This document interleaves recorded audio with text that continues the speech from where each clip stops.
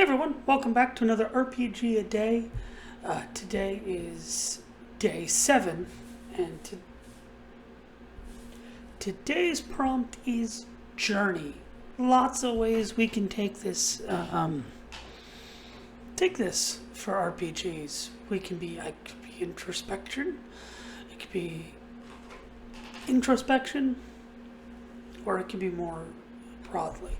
I'm going to be a bit more broad because when I thought of journey, I didn't quite think of kind of my journey in RPGs. I thought more about journey as it plays out in RPGs, like it plays out in a campaign. And that immediately got me thinking about travel in RPGs and the different ways we do travel in games.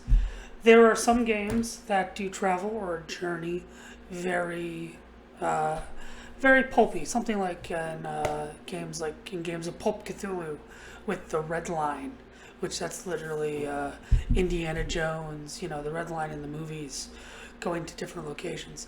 Immediately, you're on the airplane and you're going to Calcutta, and then we cut to Calcutta. Honestly, valid way. Short, matter of fact, gets to the point, gets to the action, and awesome. There are other games, though, as I'm shuffling through my props, other games that are more about enjoying the experience of travel and the journey. Something like, for Call of Cthulhu, the Horror on the Orient Express. And yes, this is the Kickstarter copy. I picked this up on eBay years ago before they reprinted it. Don't ask me how much I paid for it. But I have it, and I have the box set with all the books. But yeah, so something like this, Horror on the Orient Express, you're on 1920s Orient Express. You're going from, London to Istanbul, Constantinople, Istanbul. So it's, the sidebars of it are, you're allowed to rest and enjoy the luxury cabins on the train, the fine dining, the good wine, the strangers, the company, rubbing elbows with dilettantes and dignitaries and royalty, celebrities, all these things, the opulence of this train, this historic train. Beautiful stuff, and one day I'll get to run this again. The first time I ran it didn't go so well. Another example, I already mentioned it earlier, but stuff like Children of Fear. The idea that you're in Asia this time and you're in a car on the Silk Road. You could redline it on the Silk Road, you could, but there's so many things in this book that are like little side treks on the Silk Road, like little horror scenarios you can have on the Silk Road, which is really cool that then already added that in. So yeah, these types of campaigns are built around the travel, the journey, to give you that other sense of play and that other sense of, like I said, as it is, the journey.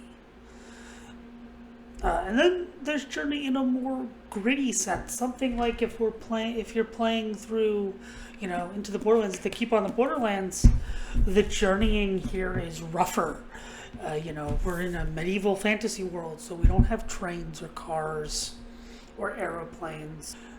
Something that's, we're on horseback, or we're walking, we're running, traveling to the Caves of Chaos, and along the way meeting the Mad Hermit, or these other, going through the fens, that type of stuff.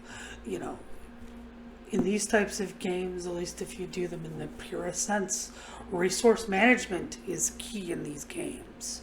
These kind of proto-hex crawls. All very cool stuff in their own way. When you can really get it right, you get the balance between a simulationist, tracking your stuff and a more narrative, cinematic view.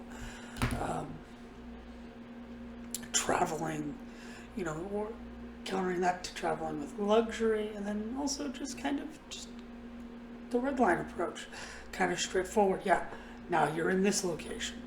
All about how we weave our story and we get our players and their characters in the journey that is their story, and how very much travel can be a part of that in narrating the travel. So yeah, those are my thoughts on Journey and traveling in RPGs. I really think it's really good. I know a lot of GMs I've encountered kind of hand wave the travel, but sometimes it's always good to just add that little bit of extra. Yeah, you're on the road. You're traveling from point A to point B. Also, you can do things in the travel. It doesn't just have to be static or, looking at nature. You can have an encounter.